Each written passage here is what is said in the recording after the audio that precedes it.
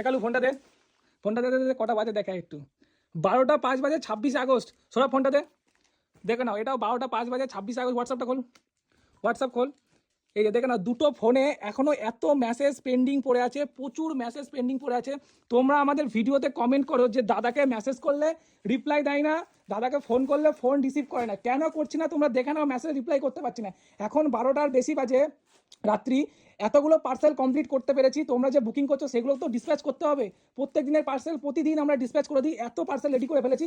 এখনও এতগুলো মানে প্যাকিং করতে বাকি আছে, প্লাস অ্যাড্রেস লেখা বাকি আছে। এখন 1টা থেকে 1:30 বেজে যাবে রাত্রি, এবং যারা বড় পার্সেল বুকিং করেন তাদের পেটিগুলো তো হয়েই গেছে, আর ছোটো পার্সেলগুলো এখনো বাকি আছে। তো যারা আমাদেরকে SMS করছো তাদের কাছে মানে খুবই সরি, আমরা দুঃখিত।